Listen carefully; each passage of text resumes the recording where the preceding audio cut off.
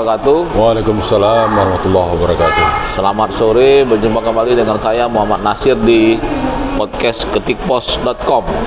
Kali ini kita akan membahas bagaimana membaca peluang-peluang para bakal calon wali kota Palembang dan bakal calon gubernur Sumatera Selatan ke depan. Karena kita akan mengadakan pilkada serentak itu sekitar bulan September, Bulan November. Jadi tidak lama lagi waktunya, dan beberapa nama sudah muncul sebenarnya. Di Palembang ada Haji Ratu Dewa, ada Fitrianti Agustinda, ada Yuda Pratomo Mahyudin, dan ada banyak nama lain. Ada Charma, ada Nandriani, ada Prima Salam Prima Salam juga, dan Gaspol itu Iqbal Alfaruh. Dan dari beberapa nama itu sebenarnya sudah aman itu Yuda Pratomo dan Baharudin, karena dia mengantongi dukungan dari Demokrat dan PKS. Sementara kalau di Sumatera Selatan itu juga sudah muncul beberapa nama ya sudah mengerucut ya. Ada Pak Herman Deru, ada wakilnya kemarin Mawardi Yahya, ada Heri Amalindo. Kemudian di wakil itu ada Ibu Anita, ada Popo, ada Ci Ujang yang menggantikan posisi Harnojoyo kemarin. Betul. Nah, dari beberapa nama itu nanti kita akan bedah mini lah ya, bagaimana peluang dan kans mereka untuk lolos dan bisa mendaftar, dan bagaimana mungkin peluang mereka untuk menang ke depannya. Nah, telah hadir bersama saya pengamat politik ini penggiat lingkungan ini. Penggiat lingkungan. Siapa nama lengkapnya, Mas? Saya Rizal Pulungan. Rizal Pulungan. Beliau ini memang selama ini aktif ya di organisasi lingkungan ya. Ya, lingkungan, masih juga Barikade. Ya. Barikade 98 Kota Palembang. Ya, Kota Palembang. Jadi bagaimana menurut kacamata beliau di Pilkada Palembang dan Sumatera Selatan, bisa diceritakan itu? Ya. Bagaimana sih peluang? Sebenarnya kalau bicara pilkada, kita bisa flashback dulu lah ya, sebelum sampai ke Pilkada 2024. Ya. Karena di pilkada langsung ini kan sudah mulai dari tahun 2008 saat itu yang mencalonkan diri saat itu adalah Pak Alek Nurdin. Waktu itu gubernur ya Alek Nurdin ya, dan Pak Sahrial waktu itu ya. head to head waktu itu.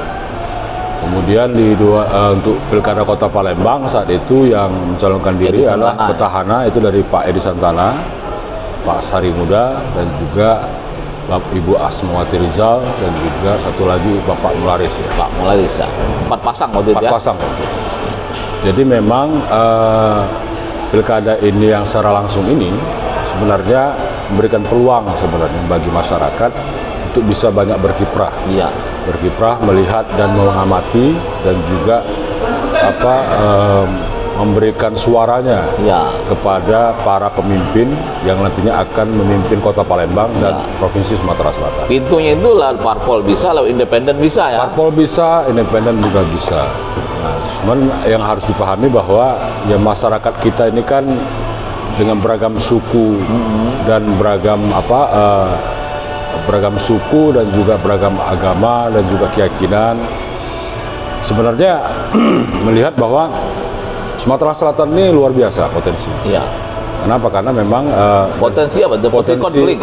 Bukan konflik ya, tapi potensi dalam artian beragam isu yang muncul, kemudian isu itu karena saya lebih banyak ke lingkungan, potensi sumber daya alam yang luar biasa. Sumber daya alam ya, yang tersedia ya di Sumatera Selatan. Tinggal SDM-nya yang mengolahnya. Tinggal pengolahan bagaimana sumber daya alam tersebut untuk kemakmuran rakyat. Ya.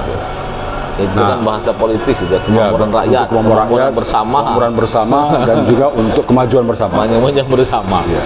Nah, terus bersamanya bersama siapa? Ya, tinggal bersama siapa kan gitu.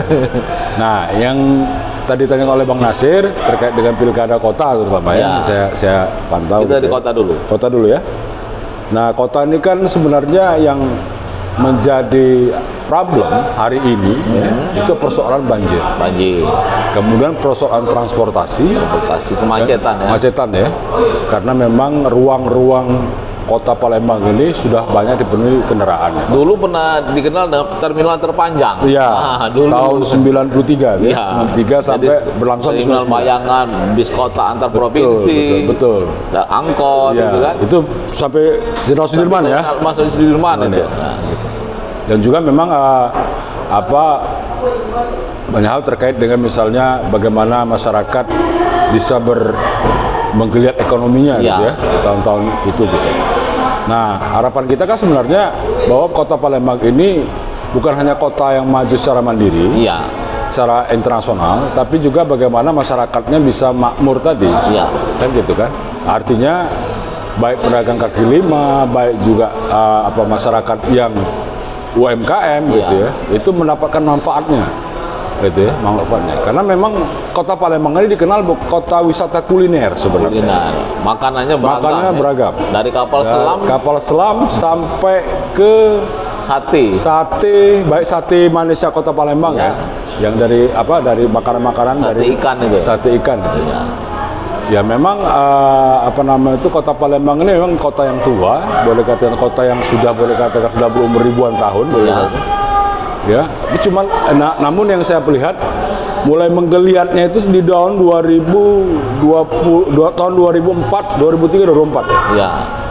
Mulai menggeliat, bukan berarti sebelum tahun 2000 tidak ada menggeliat gitu. Tapi yang jelas mulai hidup baik UMKM-nya, baik apanya gitu ya. Itu lebih muncul di tahun 2004 sampai ke 2014. Apalagi ketika Pasar 16 direvitalisasi, kemudian kawasan Benteng Kota Besar waktu itu kan ada pedagang pisang gitu. Iya betul, pisang saat itu. Ya, dirapikan ya. Kemudian dijadikan tempat arena publik. Ya, alhamdulillah kota Palembang itu eranya Pak Edi Santana. Edi Santana itu, era Pak Edi Santana. Cukup berhasil untuk memajukan kota Palembang ini yang menjadi kota yang yang dilihat banyak orang di Indonesia ini, ya, menjadi kota yang maju ya. Dan Pak Edi Santana kemudian ketika dia tidak lagi wali kota maju ke Dewan Senayan terpilih. Barangkali karena berkat itulah kan. Mungkin berkat itulah gitu ya. Karena kota Palembang memberikan banyak suara ya ke beliau gitu. Walaupun ketika maju di gubernur tapi harus mengakui keunggulan lawannya. Walaupun mungkin secara politik mungkin kota Palembang sebagai barometer ya, barometer kota-kota lain di Provinsi Sumatera Selatan, cuman harus dipahami kan kadang-kadang suara di gubernur kan harus karena suara terbanyak di Sumatera Selatan. Gitu. Tersebar ya. Nah, kalau dari beberapa calon tadi nih, bagaimana sih? Mereka ini kan belum pasti ikut, kecuali Yuda dan Pak Baharudin ya, dari PKI dan Demo. Nah, yang calon-calon itu bagaimana peluangnya? Kan sekarang masih ada di partai-partainya. Ya, kalau informasi yang kami dapatkan, ya memang peluang-peluang tinggal tergantung bagaimana. Ini kan bicaranya usung mengusung ya. Usung dari partai-partai yang partai perlu ya setelah menang pemilu punya 2024 kemarin gitu ya. Kemudian mencalonkan diri yang minimal 20%. 20%. Dan kursi yang ada di DPR gitu ya. Artinya kursi yang lama ya, bukan yang 2024 ya. Namun 2024 ya harus 50 ya. 50 berarti artinya sekitar 9 atau 9. Nah, jadi sebenarnya memang karena tahapan ini kan baru tahapan pencalonan ya. Artinya kan partai-partai juga lagi sekarang melakukan lobby, melakukan ini gitu ya. Sama-sama melobi lah. Gitu partai ya. melobi, bakal calon juga dari melobi. Sisi keterpilihan, dari sisi ke popularitas sang calon. Ya kemungkinan banyak nanti mungkin ada kejutan-kejutan ke depan. Yang tidak pernah diduga ya. Duga mungkin dia muncul. Yang di luar ekspektasi kita. Oh, sepertinya ini calonnya nih. Karena beberapa nama sepertinya ada yang muncul kemudian menghilang. Sebenarnya yang independen itu kemarin kan ternyata kemudian mereka gagal semua terus. Gugat di Bawaslu ternyata juga tidak diperpanjang waktu untuk verifikasinya. Ada Ustadz Yayan, ada Charma Afrianto. Ya, kalau Charma sendiri kan kemudian dia ikut ini. Di mendaftar di partai ya. Jadi memang karena saya dari masyarakat sipil ya, jadi melihat bahwa sebenarnya potensi calon independen itu sebenarnya besar ya. Cuman itulah tadi secara administratif ya kadang-kadang itu Harus tadi harus memenuhi dukungan tadi gitu KTP. ya. KTP kemudian nah, itu harus diverifikasi memang secara faktual. Nah, ketika diverifikasi barangkali sudah berafiliasi ke partai politik. Iya, punya KTP ya dianggap tidak. Ya kalau mungkin kita kilas balik ke 2008, 2013 dan 2018, partai-partai ini ataupun calon-calon ini kan sebelumnya kan belum pileg dulu ya. Iya. Artinya belum pemilu legislatif dulu. Artinya ada ancang-ancang sebenarnya. Ya kan? Nah, sekarang pilkada hari ini yang secara langsung ini itu sudah melakukan pilpres dan pemilu legislatif. Iya. Nah, secara nasional mungkin sudah ada koalisi-koalisi. Ya, kan tapi gitu. biasanya koalisi nasional sama daerah juga beda ya. Juga beda gitu. Tergantung situasi kondisi di daerah. Geografis gitu. masing-masing. Dan juga tergantung kepentingannya satu ya, gitu ya. Terkadang di nasional mereka tidak ketemu. Tidak ketemu. Ya, tapi di daerah mereka ketemu gitu. Ya. Itu memang unik ya. Kayak contoh misalnya PDI Perjuangan di di Sumatera Utara ya. Iya. Saya lihat kan kalau kita dengar di TV kan. Iya. Dari Perjuangan berkolaborasi dengan PKS. Yang selama ini mungkin dianggap bahwa ya dalam tanda kutip ya musuh politik misalnya gitu. Ya. Tapi kan yang namanya politik kan ada kepentingan yang menyatukan mereka gitu. Nah, tinggal kan bagaimana kita melihat bahwa berarti kalangan masyarakat mungkin melihat berarti PDI dan PKS sudah bisa bertemu. Sudah bertemu gitu. Nah, kalau kembali ke tadi peluang-peluang calon tadi ada Pak Ratu Dewa. Itu seperti apa sih? Peluangnya dari mana nih keluarnya? Kalau saya melihat kalau Pak Ratu Dewa kemungkinan besar dari Golkar ya. Golkar ya. Golkar dan ya mungkin ada timbang-timbang juga dari kantong Gerindra kali. Ya. Kalau PDIP? Kalau PDI Perjuangan hari ini kalau berkaca dari pemilu legislatif 2024 gitu ya.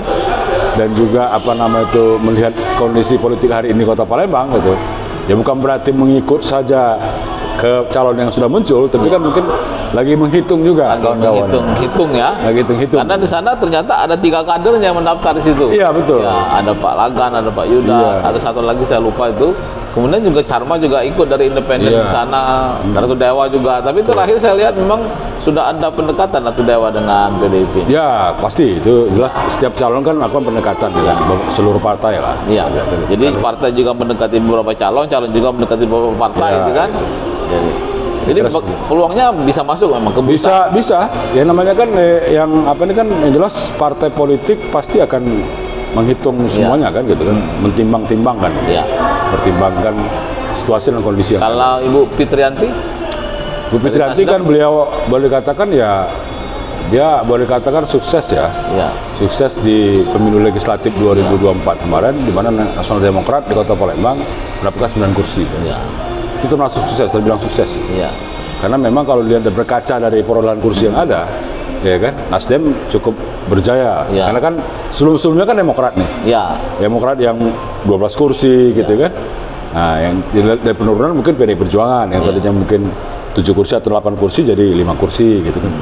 Jadi memang itu sebenarnya pemilu legislatif 2024 sebagai indikator sebenarnya. Apakah partai politik ini bisa menjadi wakilnya di masyarakat untuk ke depan 5 tahun ke depan. Nah, tinggalkan figur nih. Ya, figur sosok. Figur orangnya tadi kan. Nah, tinggalkan bagaimana untuk pilkada. Kalau Yuda? Kalau Pak Yuda Mahyudin sebenarnya ya peluangnya pasti besar Pak. Jelaskan nama besar Pak Mahyudin kan cukup dihitung. Dan kemarin waktu di gubernur juga ikut dia. Iya. Sebenarnya cukup dihitung Pak. Karena kan Pak Mahyudin dalam artian Pak Mahyudin ya cukup dihitung untuk di kalangan Kota Palembang. Karena beliau adalah tokoh Basmah ya. Tokoh Basmah yang tokoh masyarakat Basmah yang boleh dikatakan pernah menjadi gubernur Sumatera Selatan. Berpasangan dengan Pak Saryal saat ini. Cuman periode kedua yang dia kemudian pisah karena Pak Saryal lebih memilih Helmi Yahya. Ya itu mungkin agak beda hitungan lain gitu seperti itu. Hitung-hitungan yang pada waktu itu sudah pas mereka. Sudah pas sebenarnya kalau berpasang lagi nanti ketemu dengan Pak. PDIP kemudian memajukan Helmi Yahya karena kalau tidak diambil juga barangkali dukungannya juga akan ditarik waktu itu kan. Itu kalau di kota ya. Nah, kalau nama-nama lain itu misalnya Nandriani, ada misalnya Akmal Alparo itu saya lihat di beliau itu gaspol itu semakin marak itu. Ya, yang namanya politik namanya masalah, dari Golkar itu. Boleh-boleh saja. Boleh-boleh saja. ya jelas mau gaspol nggak apa-apa, tapi kan tinggal tingkat penerimaan rakyat kepada sosok yang dipilih gitu. Nah tinggal kan apakah sosok yang dimunculkan ini, gitu kan, ataupun mendapatkan rekomendasi dari partai politik karena dia melalui jalur partai politik dan juga diterima di masyarakat. Ya. Nah kalau dari beberapa aktivitas mereka nih, memang ada yang semakin aktif, ada yang semakin sepertinya menghilang, gitu kan? Ada tidak kelemahan-kelemahannya masing-masing? Misalnya Ratu Dewa itu kelemahannya di mana tuh? Sebagai dia birokrat. Ya sebenarnya kan kalau melihat ini bicara kelemahan kan setiap orang pasti punya kelemahan dan kelebihan. Ya. Tapi yang paling terlihat, kasat mata misalnya. Ya mungkin persoalan kota ini kan nggak hanya bisa dilihat dari persoalan hanya sebatas apa yang kita lihat gitu ya, seperti misalnya transportasi, banjir, kemudian persoalan lingkungan yang lain, sampah misalnya, terus kemudian persoalan energi ya. Banyak mungkin emisi yang muncul gitu ya di kota PAD ini. misalnya. Ya PAD juga. Dan juga kota Palembang ini kan semakin ke depan diharapkan bisa menyaingi kota-kota lain di Sumatera. Nggak usah kita bicara soal di Jawa, tapi di Sumatera. Kan gitu kan? Artinya pusat pertumbuhan, pusat pertumbuhan dan pusat boleh katakan kota Palembang kota yang sudah tua, boleh katakan di antara kota-kota lain di Indonesia, ya diharapkan untuk bisa lebih baik ke depan. Kalau Pak Ratu Dewa dia birokrat, PNS, kemudian pernah menjadi PJ, itu bisa ada pengaruh terhadap pencalonannya. Itu pasti Pak, ada pengaruh. Ada pengaruh. Saya tidak mengatakan bahwa ada mesin birokrasi yang bermain, enggak. Tapi yang jelas nama beliau ini sudah muncul, sudah muncul ke permukaan dan boleh dikatakan orang sudah banyak yang kenal.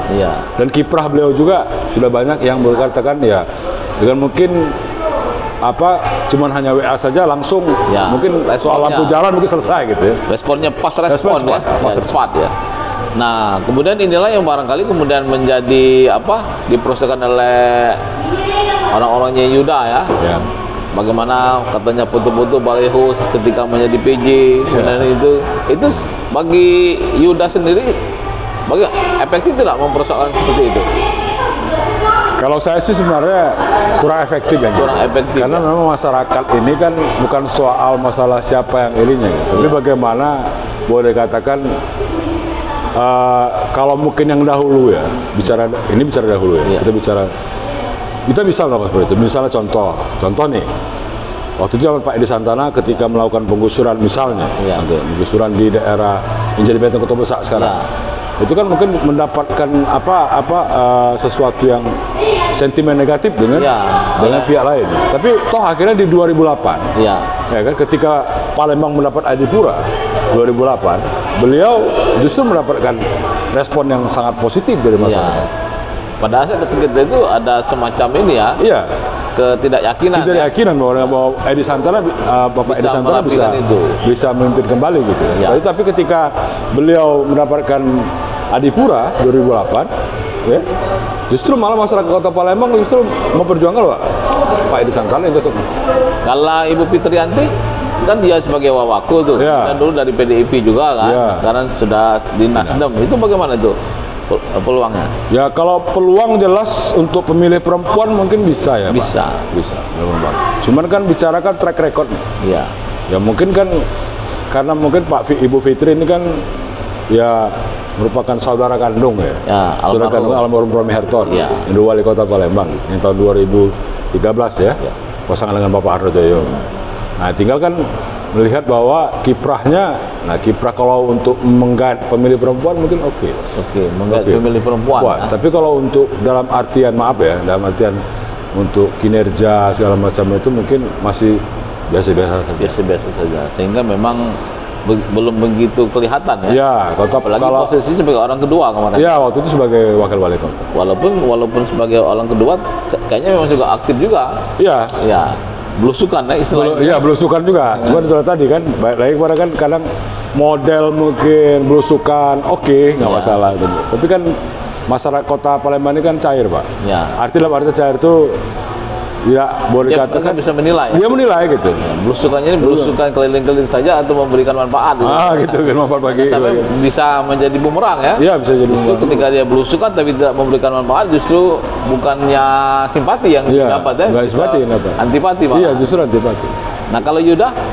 Nah, jadi makanya kalau kita bicara misal itu kan mengcounter ya. Mengcounter. Tapi ya oke saja, nggak apa-apa. Cuman kan kadang-kadang politik hari ini, ya kan, hari ini nggak model seperti itu lagi gitu. Ya.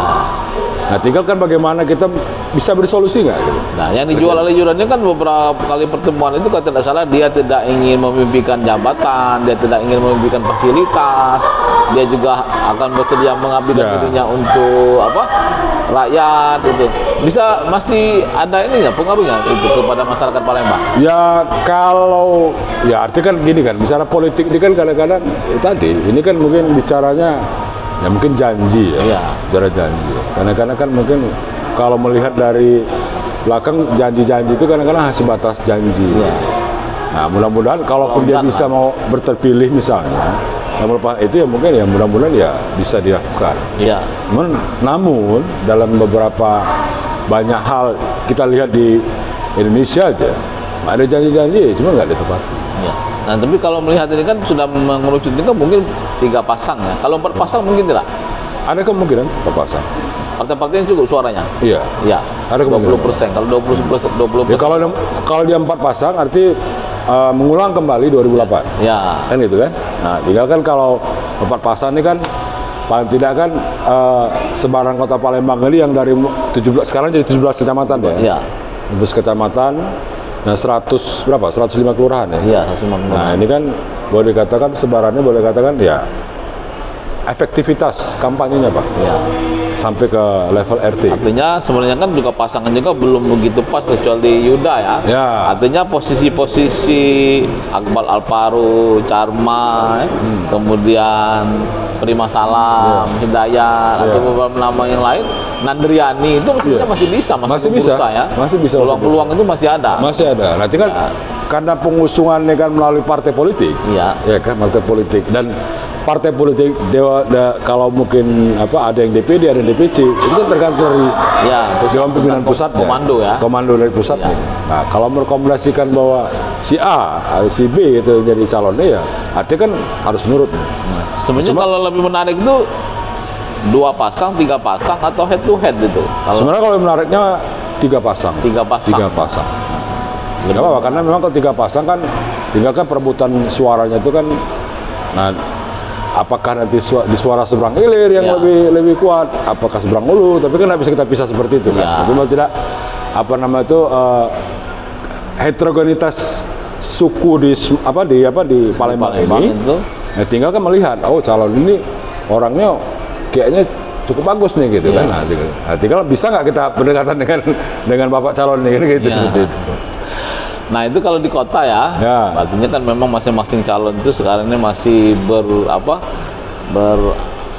berusaha di tataran partai memperebutkan syarat-syarat 20% tadi. 20% tadi. Nah, kalau di provinsi nih ada 3 nama itu, misalnya Pak Harman Deru ini kan kemudian kemarin dipanggil di sidang, itu ada pengaruhnya tidak sebagai saksi kasus KONI? Ya pastilah, Pak. Pasti ada pengaruh. Tinggal kan bagaimana kan masyarakat yang melihatnya. Kan gitu kan. Apakah karena itu sebagai saksi ya. Yang jelas kemungkinan politik ini kan terus dinamis ya. Karena kita nggak bisa melihat konteksnya seperti ini gitu. Tapi kan ada juga yang kadang-kadang ya membuat karakter orang ini, karakter si calon ini akhirnya jatuh. Ya, artinya memang sebenarnya modal Pak Harman Deru itu sudah ada satu periode itu ya. Satu periode itu sudah punya bekal keliling Sumsel ini. Betul. Dan komunikasi bagus. Ya, bersama dengan Pak Muardi. Ya. Nah, sebenarnya kemarin kan diprediksi akan kuat kalau dia berpasangan tetap. Sebenarnya. Ya, tapi kemudian ternyata memisahkan diri. Ya mungkin ada hitung-hitungan ya. Hitungannya. Tinggal masalahnya Pak Muardi ini ganti-ganti pasangan kemarin.